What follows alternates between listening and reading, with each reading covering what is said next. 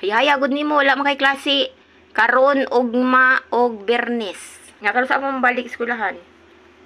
Monday. Mana siya, ulan ako, ma. Sige daw be. Taro nga istorya. Taro nga og kuan, taro nga og pronounce. I believe in one God, the Father Almighty, Creator of heaven and earth, and all things visible and invisible. I believe in one Lord Jesus Christ, the only begotten Son of God, born of the Father before all ages, God from God, light from light, true God from true God, begotten not made, consubstantial with the Father, through him all things were made. For us men and for our salvation, he came down from heaven and of a Virgin Mary and became man for our sake. He was crucified under Pontius Pilate. He suffered death and was buried and rose again on the third day in accordance with the scriptures. Then ascended into heaven.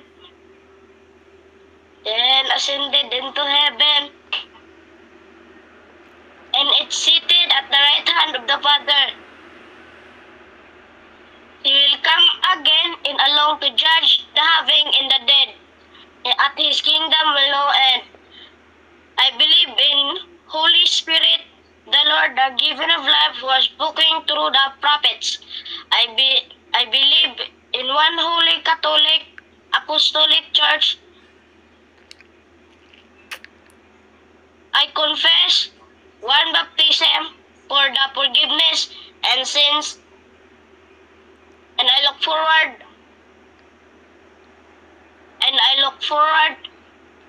to the resurrection of God and life of the world to come. Oh! Hiway na to. Oh! Oh, very good na di ay. Kada sa man ka na nag-study. Ako? Good night. Good night. Pangag. Good night.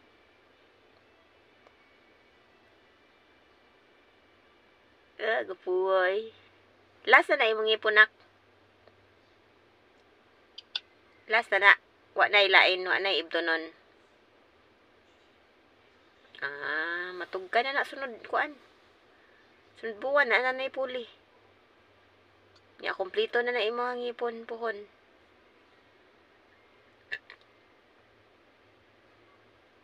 Wala na magdugo.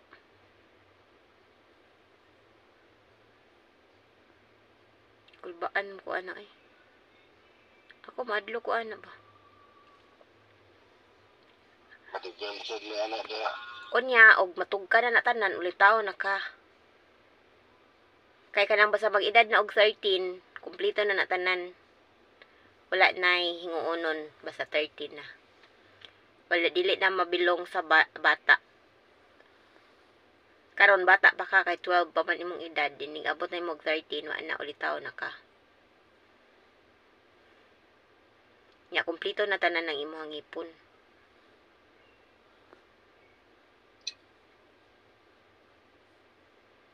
Nya maibog na ka ana, na nakay kuan, na nakay crush ana, basta mag 13 ng edad. Mag-ibog-ibog na, crush. Wala pa kay crush sa inyong school. Wala. Nay gwapa. Nay daghan. Laway puros. Oh, grabe. Mong classmate, nay gwapa. Laway puros. Tsuko ko nahon long, oy. Pila ka bok girls?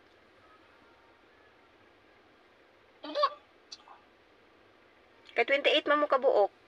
Pila ka bok girls? Tag-ano na ko, mas daghan ang boys. Mas daghan ang boys. No? Kay maoy ko ano na sa eskwelahan, mas daghan ang boys kaysa girls. Gamay ra ang girls, imong classmate. Gamay lang, pila ra ka buok. Wagay ko kay baw. Ay wa di ka kakuan nga 28 ra ba may pa ko kay bawa pa ko pila mo ka buok 28. 28 lagi may pero wa may kahit buway baon say pila ka buk girls, pila ka buk boys. Tingin niya matuog na. Ah. Hmm, tanan kay bingawon mo kunin mo good. Ay, sidang na video. Sige na pag nga na. Good night. 3, 2, 1. Bye. Good night. Under the shadows of the creatures of the earth, supported together without a fear. Adam and Eve in their untainted purity, united in the sight sounds of Eden.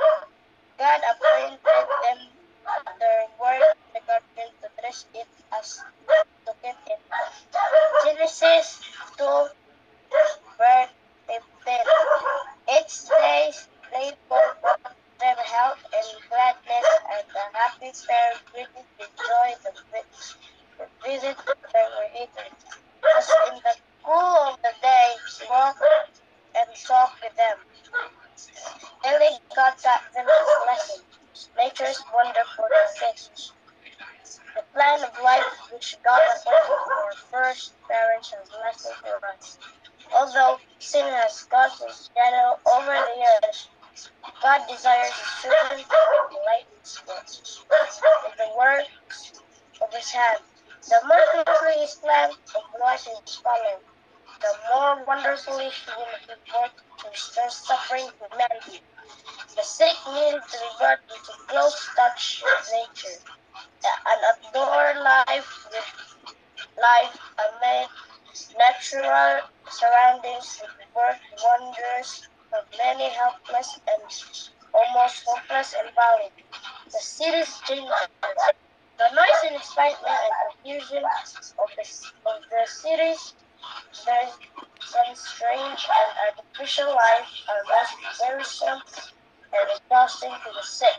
The air laden with smoke and dust, with poisonous gases, and with germs and diseases that paralyze the sick.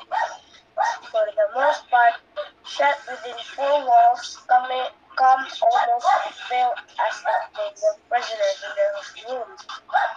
Look out on houses and pavements and hurrying crowds with perhaps not even a glimpse of blue sky or sunshine or grass or flower or tree. Shut up in this way. They brood over their suffering and sorrow and become a prey to their own sad thoughts. God's physician. Neither is God's physician is pure air. The glad sunshine, the flowers and trees, the orchards and vineyards, and outdoor exercise. Amid them, surroundings are health-giving, life-giving. How grateful to the invalid weary of city life, the glare of many lights and the noise of the street are the quiet of the freedom of country. How eagerly do they turn to the scenes of nature. How glad would they be to sit in the open air, rejoice in sunshine, and breathe the fragrance of tree and flower. There are life-giving properties in the balsam of the pine, in the fragrance of the cedar and the fir, and the other trees also have properties that are health restoring.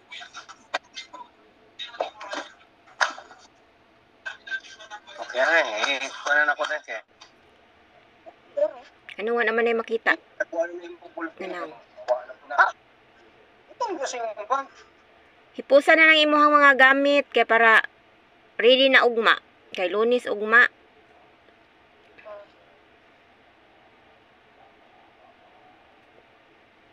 Inana kada abot nimo gikan sa eskwelahan, mag-study, magsuwat, nya magbasa-basa.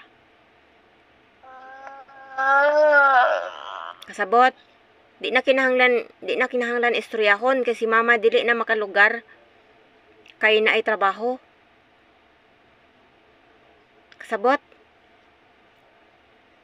kanang ikaw na lang ba? Ikaw na lang magbuhat ba? Kay mao man na imuhang trabaho, mo eskwela. Sa man na pagkatrabaho nimo og tarong og magtinapulan po kag eskwela. Ang puno sa klase, be. Magkugi og eskwela. Right time sa klase na, puy time sa balay. Wa man kumiingon nga tibuok nimong oras diha sa balay magtuon, maora man na ang giingon nga hinig-abot. Mag sari-sadi ka wa man kay buhaton din ha. Di pa rin ang uban nga mangita pa og kuan. Mangita pa og ipali kuan bawnon para ugma. Kana kaning uban nga bata kanang ilang mama og papa naninda og isda mutabang pagani didto hinig-abot nila kag eskwelahan. Tabang pagani didto paninda. Asa man na sila? O, magkikaka kita. O, kita na napod magsige kuan-kuan. Nag-istorya ra ko. Dito, tuloon na lang ko yun. Kanang uban nga mga bata, kanang ilahang mga mama ug papa nga naninda og isda sa merkado. Hinig-abot anak nila sa eskwelahan. Gikan sa eskwelahan. Mag-ilis lang na sila og kuan. Muadto na, muapas ilahang mama ug papan maninda. Mas nindot ka karon.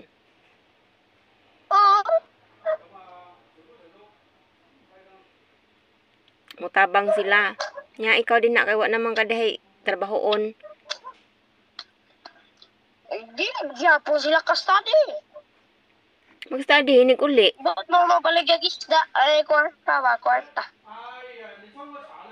Hinig uli nila gikan sa merkado nga naninda. Hinig uli mao pay pag-study.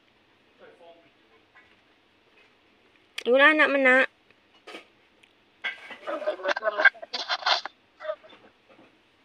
Kay mutabang man sila silahang mama, dili naman sila kinahanglan nga ingnon nga kuan mag-study kay kamao naman sila maghuna-huna.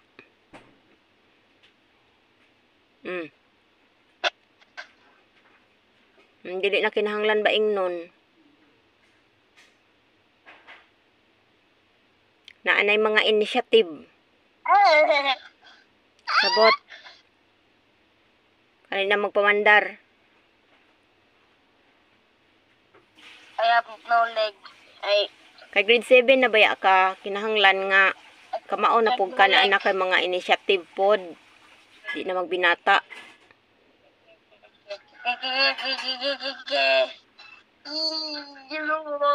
Kapuyan na si mama anang gikan pa nagtrabaho unya magsipag inapura nga mag-study. Ma-HB. Dako lang ko nilo na. Oh, mo na magsigirat. Kinambog nga dako na ka unya di ka kamao maghuna-huna. I make a bread here and then tomorrow use this bread and then have the Basta ask mo beef and egg. ko